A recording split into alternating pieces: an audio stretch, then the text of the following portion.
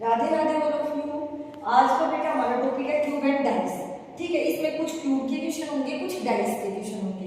तो अभी मैंने डाइस के क्वेश्चन लिखे। देखो डाइस में कितने टाइप की डाइस होती है बेटा? हमारे पास दो टाइप की डाइस होती है, एक जनरल डाइस और एक स्टैंडर्ड डाइस। जनरल डाइस जिसमें अपोजिट का सम क्या होता है 7, जिसमें अपोजिट का सम क्या रहेगा 7, वो कैसे डाइस होगी जनरल डाइस।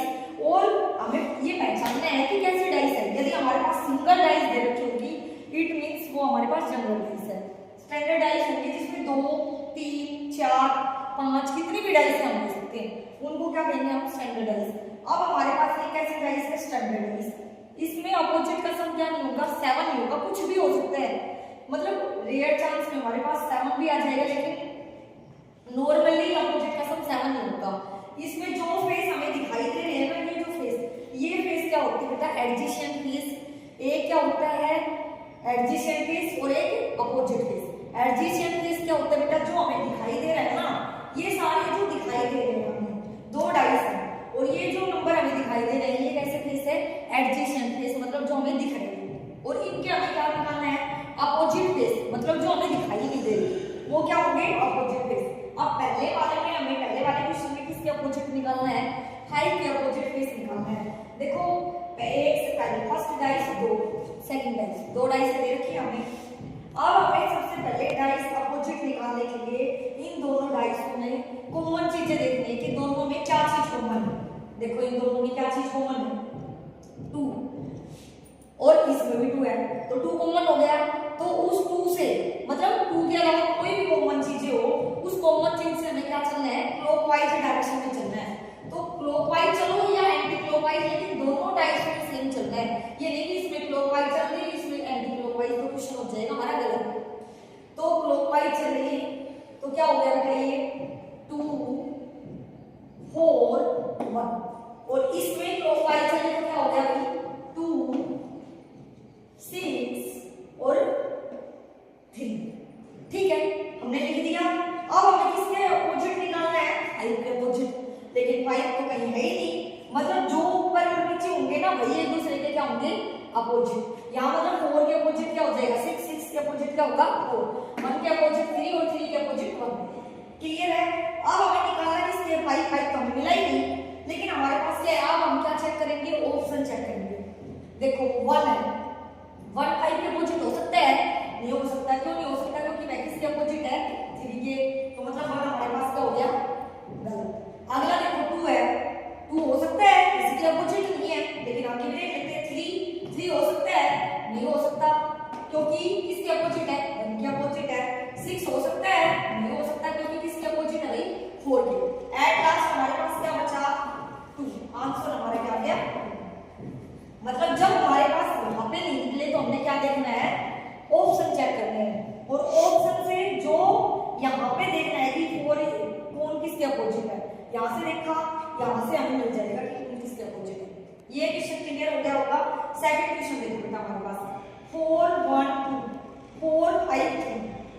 अब हमारे पास देखो कि फर्स्ट और सेकंड डाइस फिर से वही देखना है कि दोनों डाइस में कॉमन क्या कॉमन है भाई 4, यहाँ पे 4 यहाँ पे देखो लिख लो 4 और 4 लिख दिया। अब 4 से वही क्लॉकवाइज डायरेक्शन में चलना है हमने।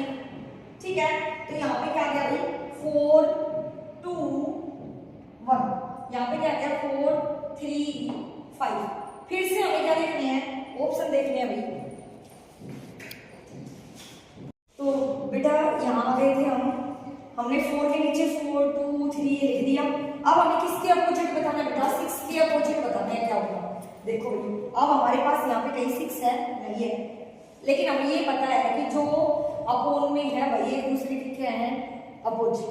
2 के अपोजिट क्या है भाई 3, 3 के अपोजिट क्या है 2, 1 के अपोजिट क्या है 5, 5 के अपोजिट क्या है 1। क्लियर है? अब हमारे पास क्या है 6 के अपोजिट बताना है, तो फिर हम ऑप्शन देखेंगे। देखो हमारे पास क्या है 4 5 2 और 1। देखो 4 हो सकता है, बिल्कुल हो सकता है जी, किसी के अपोजिट नहीं है किसी के अपोजिट। अगला देखो 5 हो सकता है? नहीं हो सकता। क्यों नहीं हो सकता है? किसके अपोजिट है बेटा 1 के अपोजिट है, नहीं हो सकता है। 2 हो सकता है? नहीं हो सकता क्योंकि किसके अपोजिट है 3 के अपोजिट है। 1 हो सकता है? नहीं हो सकता क्योंकि 5 के अपोजिट है। बचा क्या 4, हमारा आंसर क्या आ गया अभी 4।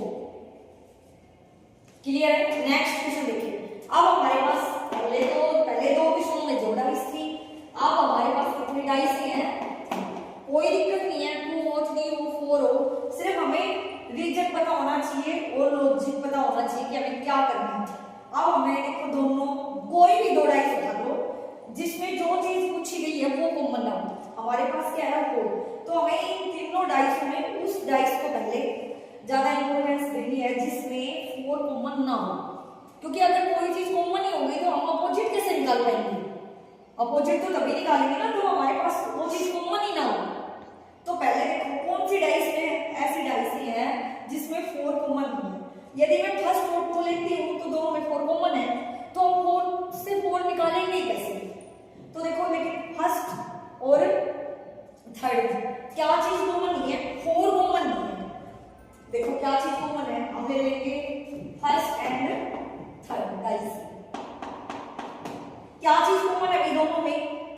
3। क्या चीज कॉमन है भाई? 3।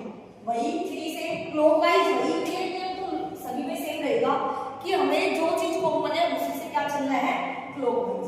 अब देखो इसमें क्या है 3 6 4, यहाँ पे क्या है 2 चीजें कॉमन है। अब देखो 3 और 6, तो कॉमन के नीचे कॉमन लिखना है, चाहे वो 3 हो 6, 3 6 और 1। हमने कॉमन के नीचे कॉमन लिख दिया, चाहे वो 1 है 2 है, तो हमने दोनों 3 के नीचे 3 6 के नीचे 6। फिर हमें क्लॉकवाइज एंटी क्लॉकवाइज देखने की जरूरत नहीं है। यदि 2 चीजें कॉमन है तो कॉमन के नीचे कॉमन चीजें लिख दो।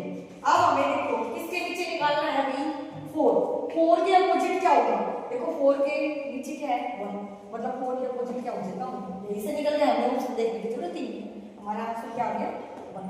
तो ये इस टाइप के जितने भी क्वेश्चन है इस एक्सरसाइज में आई होप सारे क्लियर हो गए होंगे, सारे करके देखने हैं।